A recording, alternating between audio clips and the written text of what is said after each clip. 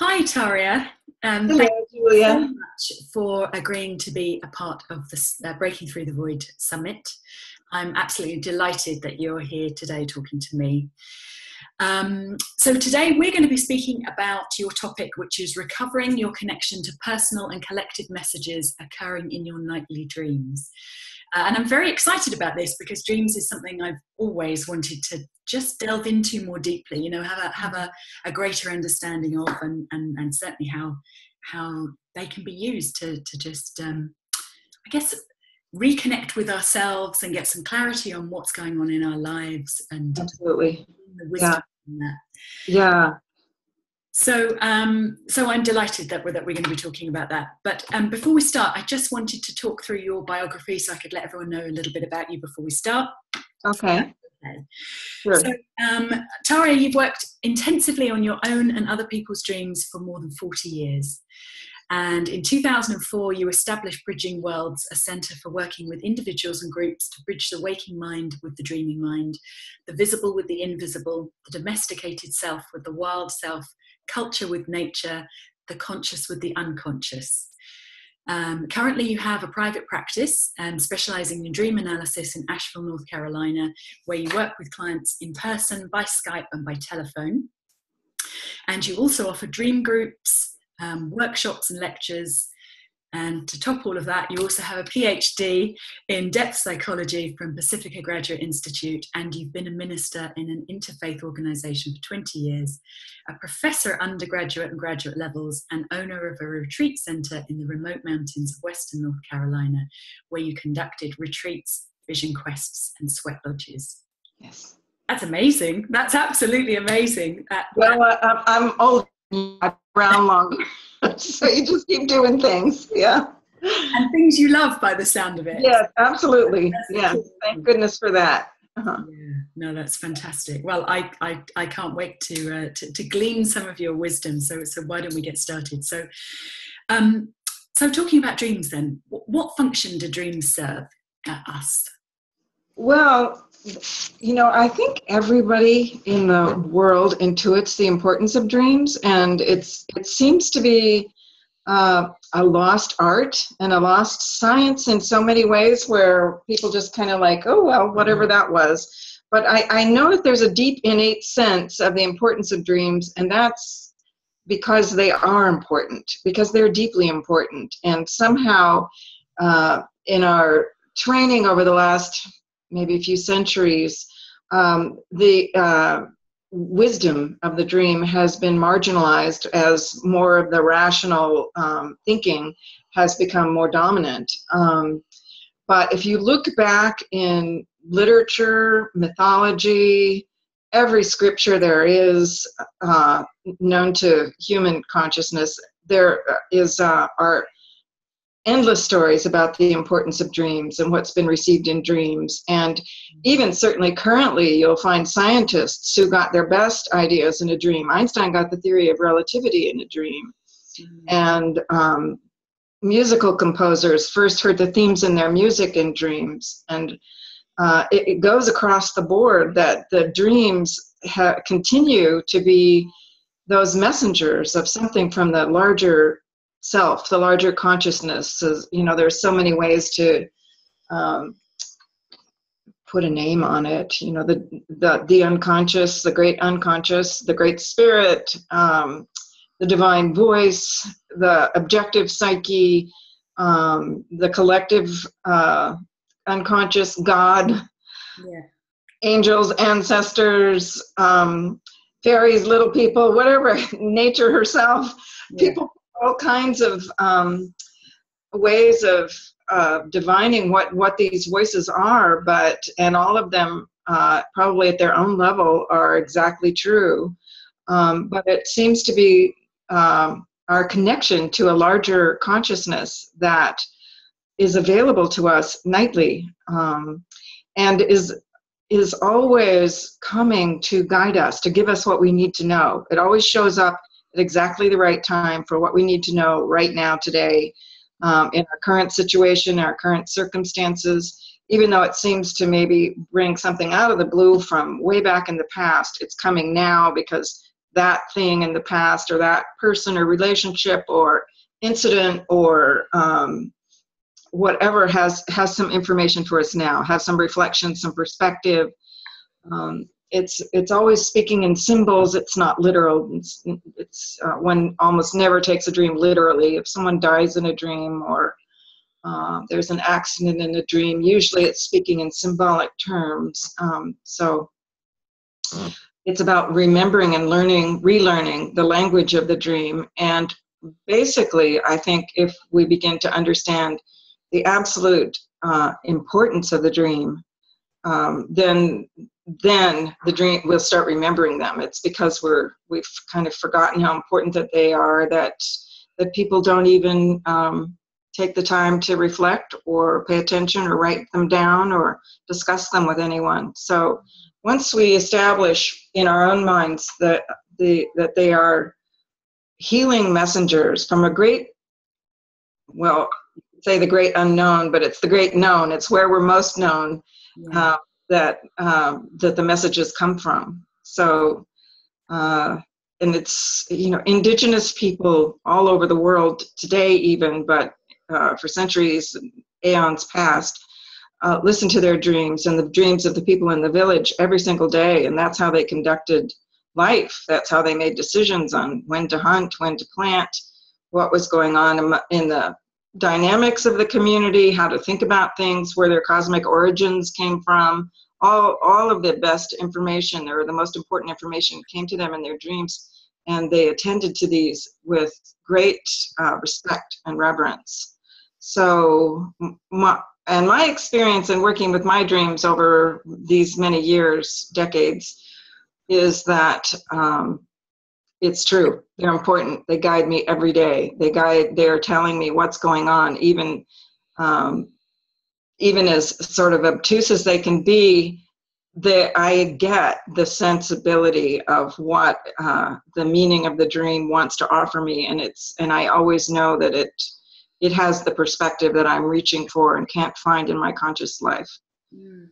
So it's so interesting, just coming to something you said there about sort of how we've sort of marginalized dreams with our conscious rational mind. We dismiss them, and I've been thinking about that a lot in preparation for talking to you and thinking about my dreams. Mm-hmm. And how intellectually, because we think we can't understand them because they're in metaphors and symbols and so on, and yet what's undeniable is the feeling that you get from a dream, isn't it? When you wake up and you've been affected in some way, like if it's a great dream, you wake up just thinking, oh, I want to go back there, that was so awesome. Or if it was a disturbing dream, that feeling can stay with you, because there's a message there, as you say, that it can sort of trouble you all day. And so I think that's absolutely proof of what you've been saying, that dreams are undeniably powerful. Because, just if you looked at your feelings alone and took the rational mind out, that's... Right, exactly, right. Yeah, that's why I think, even children will get up and say, I had this dream, and they know it's important. So I think as early as we can in life to start listening and respecting what comes to us in the night is really valuable. I'm just was looking earlier today at a quote by Buckminster Fuller that I love. I'm going to read it to you. Yeah. I wrote it down. He says, 99.9% of all that is transpiring in human activity and interactions with nature is taking place within the realms of reality, which are utterly invisible, inaudible, unsmellable, and untouchable. Mm. And he talked about that a lot, that the things that are influencing how we think, how we perceive things, the decisions we make, our perceptions of what is being said, all of that is happening in the invisible realm, which Jung would call the unconscious. Yeah. And what we know in our conscious mind is only about 1%. And even our senses and our most sophisticated technologies can only pick up this tiny percentage of what's actually going on. Mm. And dreams are what get us in touch with the rest of what's going on. And it's got a lot of information for us if we can allow ourselves to receive it. No, that's awesome. Yeah. So where do dreams come from? Can you sort of elaborate on that? Yes, I think there are so many levels to the dreams. I think a lot of psychologists tend to look at the personal unconscious, that aspect of the dreaming, revealing complexes in the psyche, maybe excavating memories, or giving us ideas for what is going on in really in our own personal history, psychological history. However, I think from way beyond the development of psychology in the last couple hundred years, dreams have been understood to come from the great beyond, from really that divine mystery, that voice that that provides, that creates us, and what some would maybe call the self, the capital S self. Yeah. And I believe that there are very intentionally guided missives to each of us that we attract through our own individual, like, patterning, that these messages come out of that great, huge sort of cosmic pattern to help us to get connected to the larger story of not only the collective life, but the larger sense of who we are personally, that we can't conceive of with just our conscious minds, with the little bit that we know consciously about ourselves. That's a very narrow tunnel. And so I believe that the source of the dream is that source that is who we are in the bigger self, that is always trying to break into the smaller version that we tend to have in our minds based on our sensory apparatus. It's like an X-ray that is showing us what's really going on, that we can't see with our five senses or rational thought. So it sounds like it's that what some might call that, our higher self, the bit that has all the innate wisdom, is tapped into source, knows everything that needs to be known, and the bit that we just, of course, can't see in this, reality. Yes. Yeah, it takes me back to even just some of the scriptural phrases like, the kingdom of heaven is within you, or ye are gods. It's like we are connected. We are part of that great universal mind and force. And so if we allow our smaller, more individual minds to plug into that great kingdom of heaven, the great universal forces, then we can download that. We know that. All there is to know, we can be known. If we know how to download it, allow it to present itself to our minds. So how can we start to begin to understand the language of our dreams? Look beyond what the rational mind tries to work out. How can we sort of practically start looking at our dreams and working with them, making sense of them, getting something from them? Yes, I would say in a very practical sense, the first steps of listening to your dreams are to each night when you go to bed, and I've done this for more than 40 years, put a little pad of paper like this one right next to my bed with a little pen right on top of that, and then look at that when I'm going to sleep and remind myself that I want to be attentive to what comes in the night. And so it's about just kind of reminding our waking mind to listen to the dreaming mind, and reminding the dreaming mind that the waking mind is alert and ready. So it's kind of getting those parts of ourself into some kind of agreement that you want to remember. And then when I wake up in the night, if there's something there, if there's a dream there, I value sleep. I don't recommend waking yourself up enough to write it down or do much with it that would take you out of your sleep cycle. But I've trained myself so that I can just take a pen and just jot, even in the dark, a couple of words or notes that is going to be able to help me pull that thread back in the morning. And then in the morning when you wake up, or in the middle of the night when you're maybe going to get up and go to the restroom or something, if you can review where you've been before you put your feet on the floor. So as one of my dream teachers used to say, roll your eyes back before you roll your eyes forward toward getting out of bed. And just recall where you've been and bring in anything you can sense, even if it's just a subtle emotion or some colors or maybe a few people that were there. Anything that you can bring back from the dream, respect that, and make a note of it. And in that sense, even if there's nothing your conscious mind knows how to do, what to do with that, it's like building a muscle. It's like just pulling in little by little, recall and remember your dreams. So, it doesn't have to be that rigorous. It's not a great rigorous practice. It's just a matter of like turning your sails a little bit toward remembering what's coming through the dream time. And then in the morning when you have a dream, I always recommend, if possible, whenever it is possible, maybe over your tea or coffee in the morning, to write down the narrative of the dream in a dream journal. Mm. And then let the dream kind of work on you through the day. Think about what that symbol might mean to you that's in the dream. Why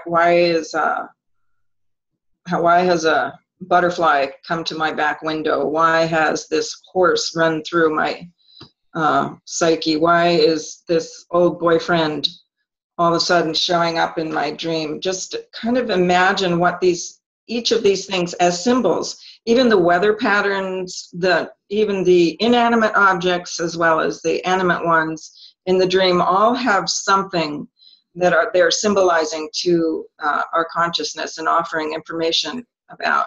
So imagine what part of ourself is being talked about. Like if it's a horse, maybe it's that horsepower in us. Or if it's a horse, as many will say, it is the spirit or the consciousness of the horse itself as an objective reality that has some kind of intelligence that it's offering to us, how a horse sees the world or experiences the world, that is maybe teaching us something. So I would say turn over in your mind the different events that show up in the dream. Get the scene of the dream. Is it in the living room? Is it in the bedroom? Is it in a village hundreds of years ago, or something that feels completely unfamiliar? Or, try to get the sense of where the dream happened, and that's a place inside of you where all this event is happening. So the idea is to reflect on each aspect of the dream with the awareness that each part has something to offer us, and it starts to construct pieces of a puzzle together so that we can start to see the picture of it.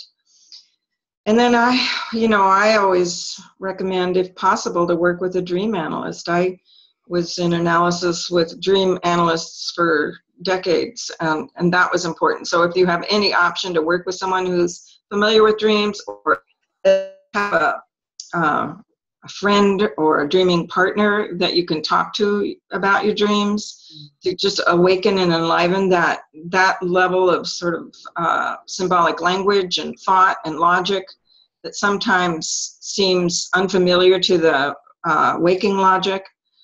But the more you familiarize, it's like learning any language. If it's, French or Korean, you're just going to pick up a few words and start talking. And so you just start working with it the best you can. Okay.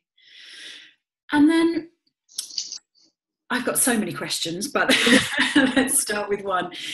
So just kind of tying this into the theme of the summit, which is obviously breaking through the void, and about, for many of us, making sense of what's going on in the world right now, and it feels like it's really going crazy, or when we feel like we're stuck and we're not moving forward. So let's say we've remembered our dreams, we're getting into the habit, and it becomes easier and easier to recall what we've thought of in the night. How does it kind of work in order for us to learn from them? Is it that we'll start to get the insights about what it's related to, and with that we can let go or just make sense of whatever it is that we've been working on or has been troubling us? How does that really kind of move us on, I guess? generally it's giving us a deeper, broader, more thorough insight into whatever is going on and what's working us. It's usually not bypassing, but addressing the things that are stirring in the psyche. So, sometimes it does just bypass it. It's like you think that this problem at work maybe is something, but it's going to go way over here to something that it feels like it's in another realm. But once you really start to grapple with that, you see how it puts all of this over here in perspective. So you kind of have to work with it that way. But it's the dreams come from a whole different set of logics. So it's kind of just like the dream sometimes can be a real defeat for our ego position. Like we have an ego position that seems really, that we're kind of insisting on in our waking posturing. And the dreams sometimes can be a real threat to that, which I think partly is why dreams got marginalized as we developed this sort of progressive, rational person that we have become collectively as a culture. That dreams can be they're talking about what's best for everyone. They're talking about what our deeper souls or deeper psyches need to reflect the values that we're constructing our lives around in this particular day. So it may be asking us to really reflect really fully on our sense of identity, our sense of values, and giving us a way to reassess or reconsider some of the ways that we have constructed ourselves and our world. So it can be threatening to the ego. Generally, I would say it's the dream is it's never admonishing us. It's always wanting to heal and help and empower and enliven and bring peace and joy. Sometimes it takes us through a rough terrain to get there, but it's they're not to be feared. They're always to be embraced. I would say their messages come from that place that wants to move us through to where we can find what our deepest longing is. Does that make sense? Does that answer your question in a way? Yes, it does. And from what you're saying, it's really an opportunity to just understand more about ourselves, really, isn't it? To open up a side that has always been there, but we're blocking or we're just not tapping into. And of course, with that becomes more creativity or joy or whatever it is that you're not seeing in the moment, and your I was going to say your psyche. It's not really that, is it? The sort of collective unconscious, your higher self wants to point out. So yeah, that's really well said, and it is often said by people who work with dreams that it wants us to know our real authentic self. And sometimes it's exposing the parts of ourselves that aren't that authentic, so that we can get to the real true face of our own nature, our own true nature. And that can sometimes be a little disconcerting if we've kind of believed in this mask we're wearing, and so we have to take it off and go, ooh, it feels kind of naked without it. But then there's a lot of joy in that recovery too. So no one likes change, do they? Well, it can be challenging for all of us. Absolutely. Yeah. But what you say is so true. It really just wants us to know ourselves. That's where it all begins and ends. Ultimately, is to know ourselves. That's what it offers us. Yeah. So how do you work with clients with dreams? I'd love to know that, and how you kind of work and interpret them. I'd also love to know, so I was having a look on your website, and I read an article from the New York Times that talked about dream groups as well. And this just fascinates me, how people are starting to work, with people, and an expert like yourself, or working with people they know and opening up. And I guess it fascinates me as well, because dreams, like I said earlier, we can be so dismissive of them, and the rational mind says, oh, it's just nonsense, and why was I dreaming that? And yet really, by sharing them, we are becoming, we're really opening up a side to ourselves that even we don't know, so it's a very it feels to me as though it might be quite a vulnerable kind of experience, though obviously valuable. And I just wonder whether people feel like that. And sorry, that was about 10 questions in there. No, I hear you. There's a coherence to the way you're going. I hear it.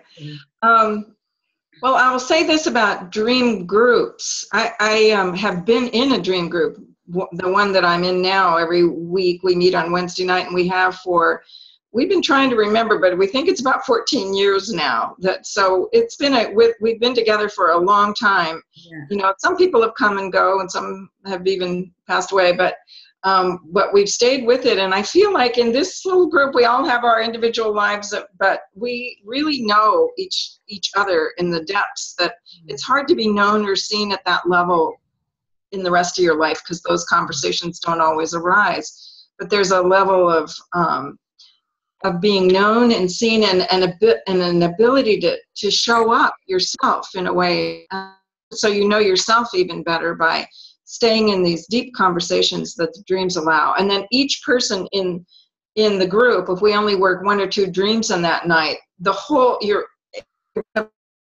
because the dream has these universal qualities and messages that it teaches us. So even if it's somebody else's dream, you're getting so much information out of it to really inform your own life. So dream groups are really, really valuable. And if any of your listeners want to start a dream group, they can write to me, and I'll be glad to send them. I've developed little just of kind of how to conduct them and guidelines for how to listen to dreams and kind of what to do and not do as you're listening to other people's dreams, that sort of simple guidelines. I'd be glad to send to someone if they want to write to me about that.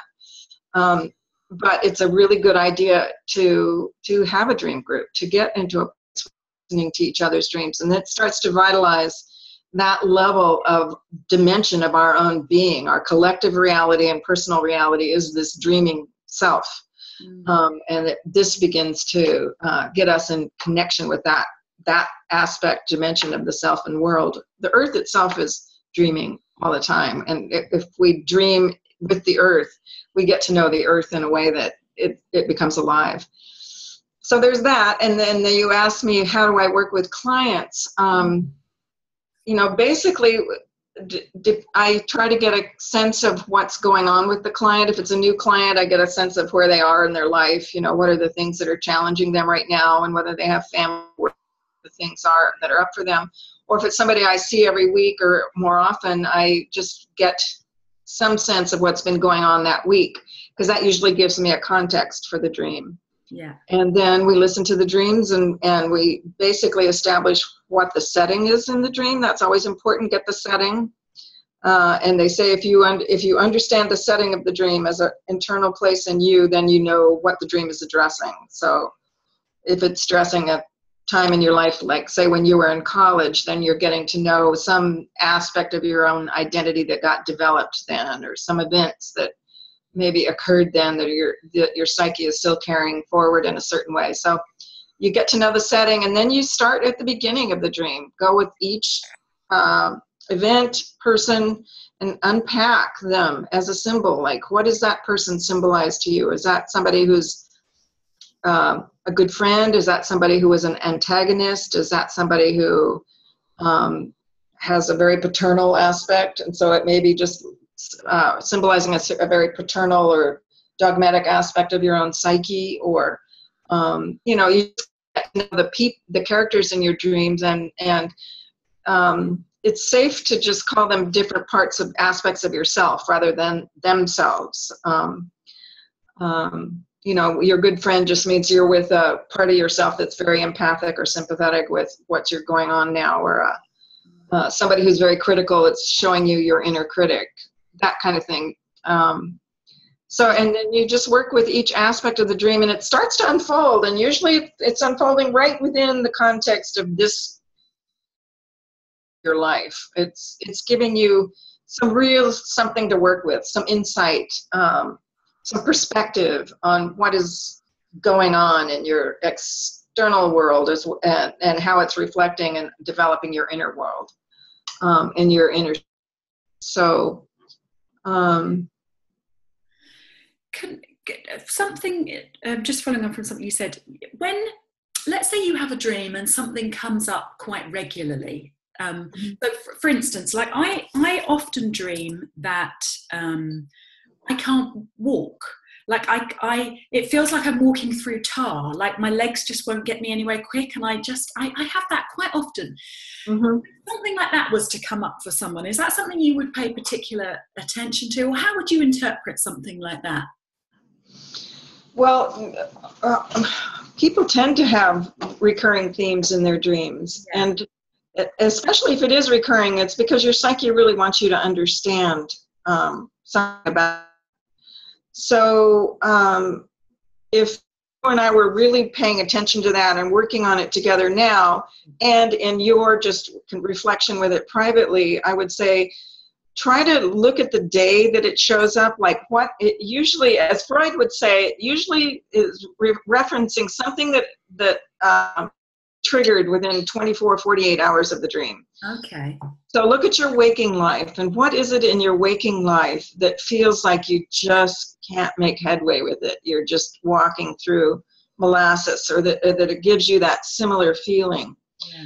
And then try to explore, what is it about that feeling? Does it feel like really that your psyche's asking you to just slow down and not move? Would that be? No, or, it's frustrating. Like I just can't move forward, and I really want to. Mm-hmm. Well, if you try to see what it is reflecting in your waking life, maybe you can start to imagine why that feeling gets triggered by these events, these people, these situations in life, what it is that makes us feel just so hard to move through. And then start to ask more questions about why your dream is symbolizing that to you right now, and what it wants, because it's trying to give you a means to focus on that as a psychological event, so that you can begin to unpack, make it conscious.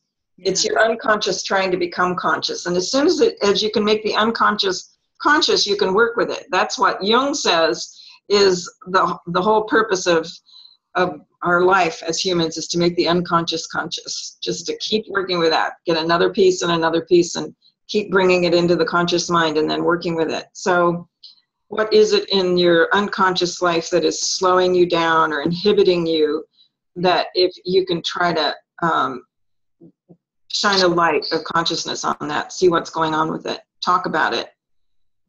Yeah, and fascinating that you say try and look at what's going on in the sort of 24 hours or 48 hours around the dream. I think that really connected a dot when you said that. I go, yeah, of course, that's absolutely where you should start. So that's right. Brilliant. Yeah. So I just want to ask about lucid dreaming. Do you lucid dream? Do you know anything about it? Do you?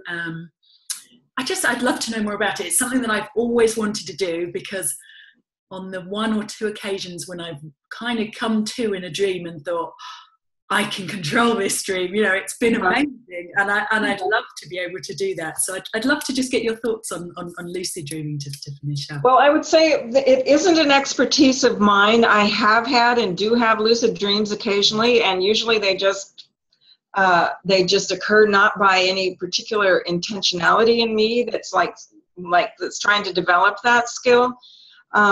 I heard Robert Wagner, I'm pretty sure that's his name. He's got a beautiful book on lucid dreaming. I heard him speak on it, and I thought, wow, this guy really understands where we're going in terms of lucid dreaming. He really has a handle on it.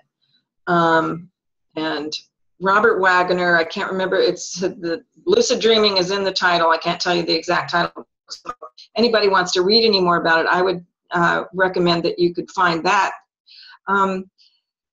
There's something to be said about going into the dreaming and waking up your dreaming psyche in the dream and being able to function that way.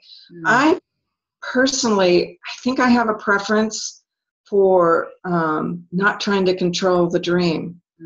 And I think that's just because I don't understand. I don't defend that as a, I think it's just because I don't really understand all the lucid dreaming. I'm just not a lucid dreamer in that sense. So for me, I'd rather see what the dream is presenting to me and work with that rather than saying, well, I want to change it in a certain way. I feel like I'm trying to control my days too much. I want to just let the night unfold, show me what's going on in that sense. So I don't know. I'm sorry. I'm not a good person to ask about that, except for I have a deep respect for it. And the times that I've heard people talk about it, that I realize there's just so much to learn there. So I feel if you're attracted to it, I would go for it. Try to unpack what that wants for you. Well, I think that where this comes from is I remember sort of having a dream once that I was flying, and then I was like properly able to like fly around, and it was the coolest thing. And I've never been able to do it since. But I suddenly thought, if there's a way, I'll ask you. You might know. Yeah. I think flying dreams happen a lot in the lucid dreaming way. I have a lot of flying dreams that are lucid. Yeah. There's something about that. Yeah. Yeah, it's well, you certainly listen to your dreams and get so many messages from them. I certainly agree. Why would you want to control that when you're already getting this like amazing download? So right. Well, in a sense, now that you bring up the flying dreams, I really do think that we are navigating the dream time in that dimension, and those dreams are telling us that we actually have our life and being in the dream time dimension, and we're doing things, we're going places, we're making decisions. We're meeting people, where all kinds of things are happening in the dream time that are happening in a parallel sort of identity and world that we're not always very tuned into in our waking life. So I think those kind of dreams, lucid dreams, are just reminding you that there's this dimension of your being that you're moving around in at all times, that you're having some greater awareness of by bringing in those dreams. And I know we're nearly sort of up on time, but that just brings me into the last thing that I wanted to ask about, really, which is about, we've talked about dreams from a very personal level. Mm-hmm. But are dreams there? I know you were saying, in the olden days, in indigenous times, dreams were there for the collective good, weren't they? Everyone worked on them together. And then you were saying about just about being in the dream space. Do you find, or have you seen examples of people almost collectively dreaming and connecting in their dreams and sort of taking it beyond themselves? Is that a whole area of this that we don't know about? Or I don't know about. Yeah, I think it's an area of the dream that is really actually very significant and really important, and I hope that we can start to remember who we are as collective dreamers. I will say, as someone who listens to the private dreams of clients one after another, several days, I started, especially in this last couple of years where the world is changing so radically and so quickly, I started noticing my clients would come in and they would report a dream, and it felt to me like this dream is something we need to put in the newspaper. It's like it belongs to everyone and done. And it was like it was important for them at a personal level, but also at a collective level. I felt like it had insight and perspective on what's going on collectively that has ways of understanding what's going on in our collective life. And so I started trying to explore what to do with the fact that I was hearing these. What should I do with these? Should I write about them? Should I?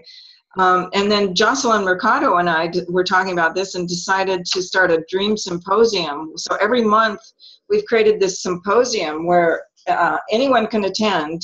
Just get on my website and go to the Dream Symposium page and register. And we listen to the collective dreams. We listen to the dreams. People all over the world are telling their dreams. And then I will comment on the collective level of the dream. We don't do personal analytical work there, but we do start to see the patterns that are emerging in these dreams that are giving us a collective way of understanding where to put our attention collectively and commenting on the world as it is.